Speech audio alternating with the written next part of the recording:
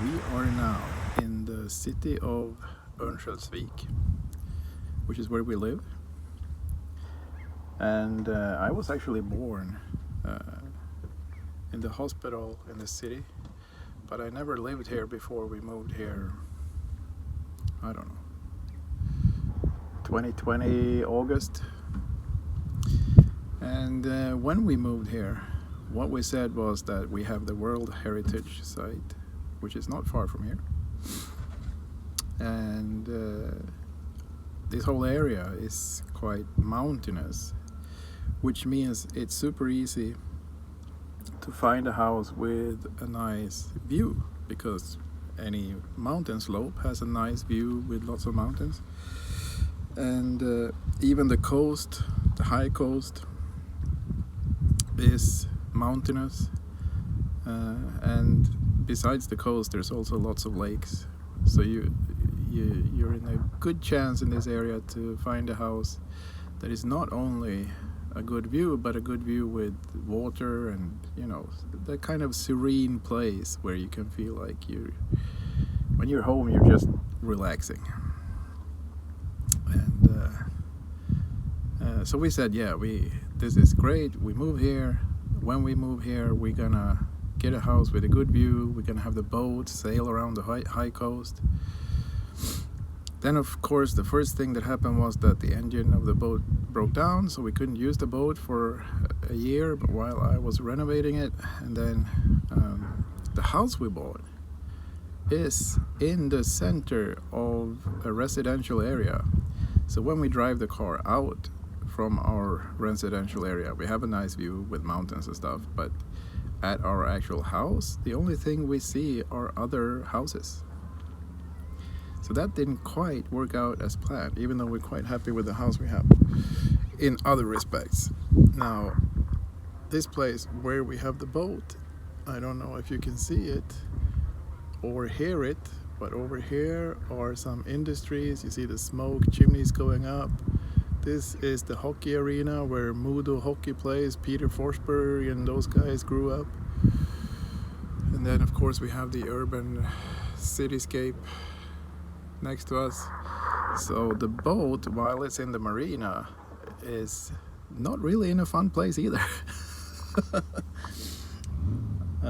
Like I said, I don't know if you can hear it, but what I constantly hear when I'm here, and now there was a car with some, I don't know, V8 or something starting next to us.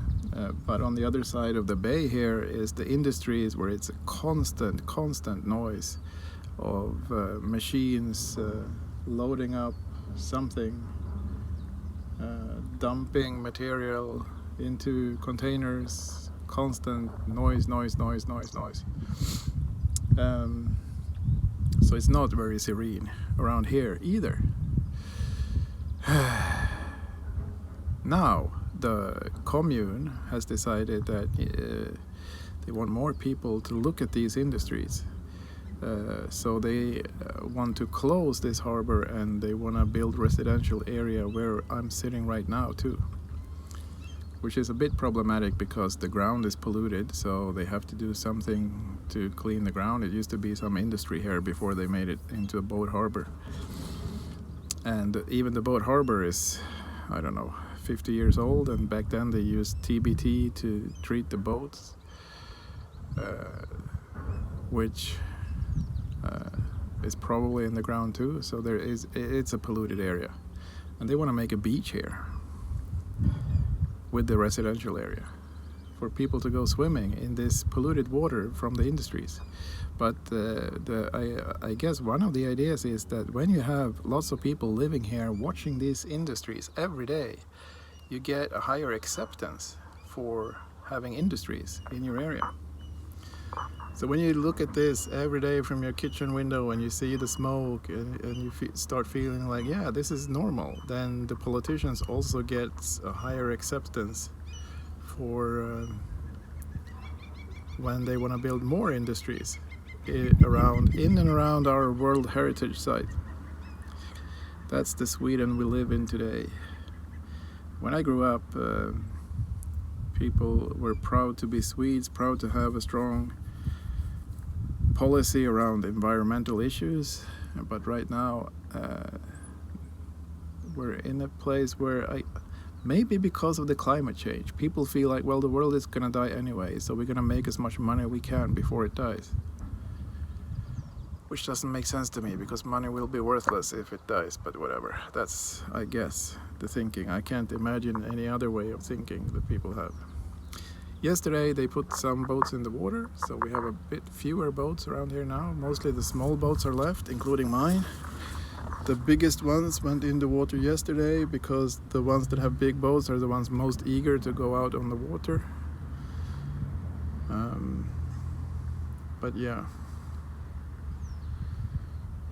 I am going to fix, or try to continue to fix, the propeller axis.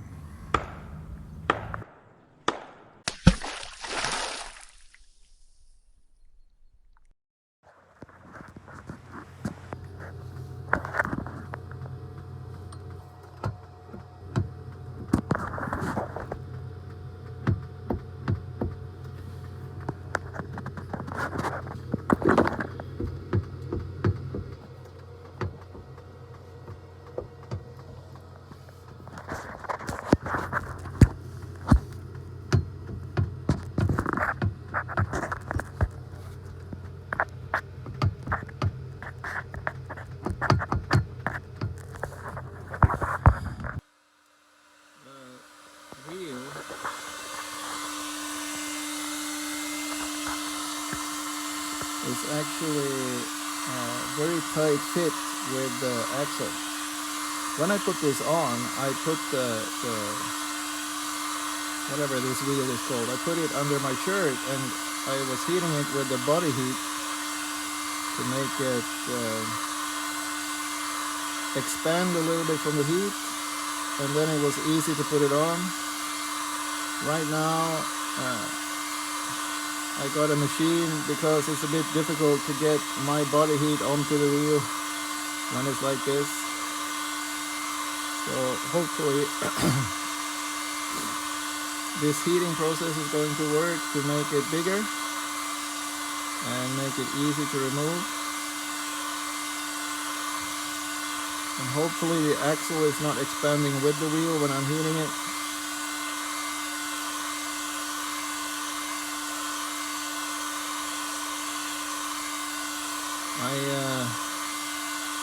I have some combustible stuff, and the nozzle for this heater is the one that you use to burn weed. It can actually reach 600 degrees, so I'm a little bit nervous about using this. I don't want to light anything on fire in here, but it should be okay. Hope. I actually tried with candle lighter. First, you see the burned pieces around the edge, maybe. Oh, I'm not even filming the interesting stuff.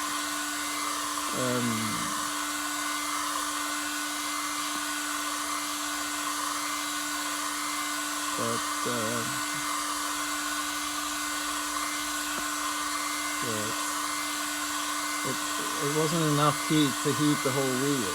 That's why I have this machine, which I hope will be more efficient.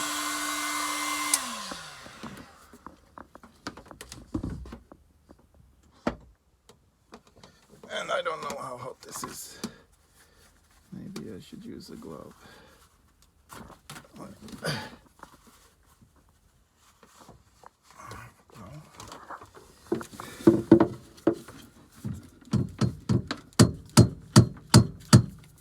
This is quite stuck on here.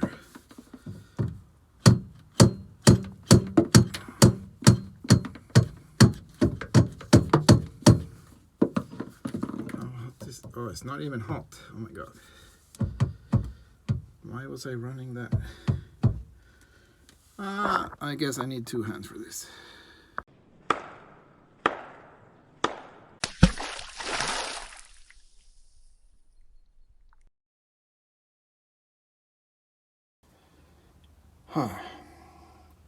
So here's what I decided.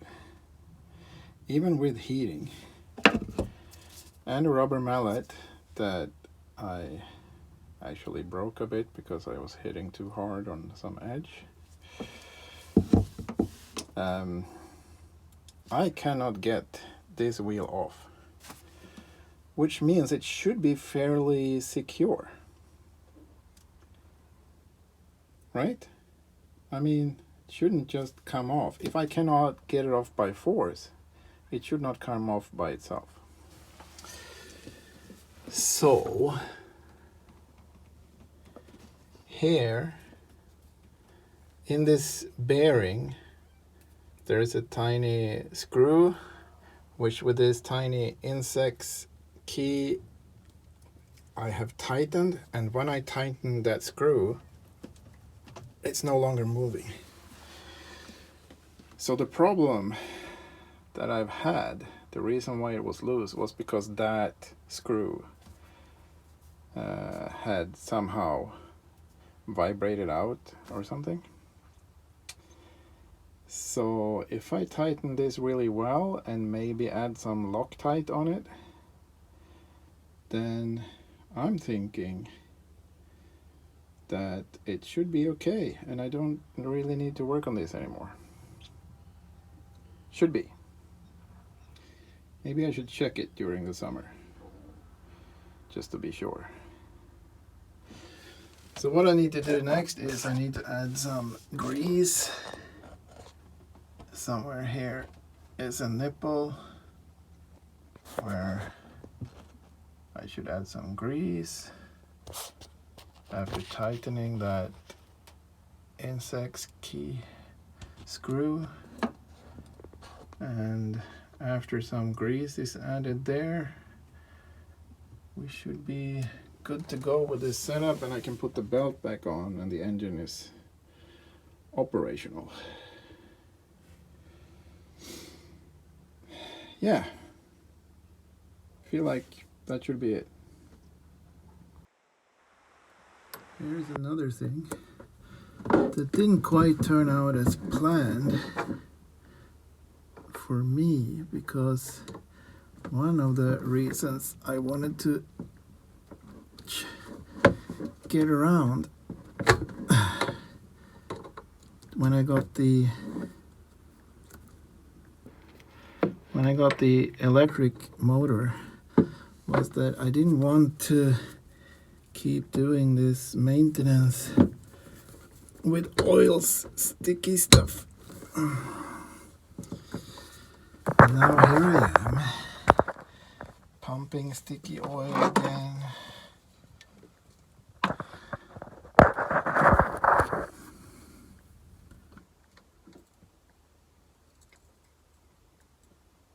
And hoping I don't pump lots of this sticky stuff outside of the bearing.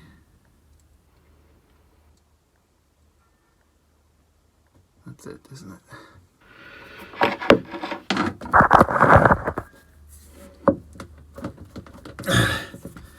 And then the next problem comes trying to get this thing off.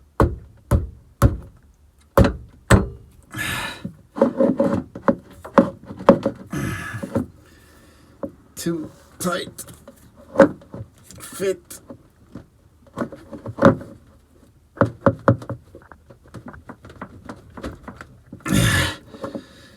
Motherfucker.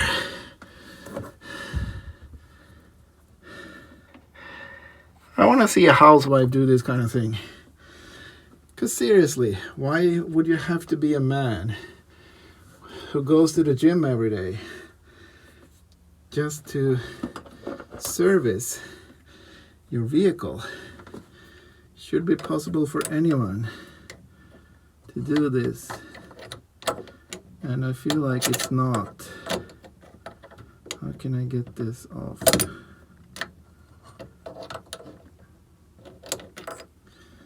And preferably I want to get it off without hurting myself.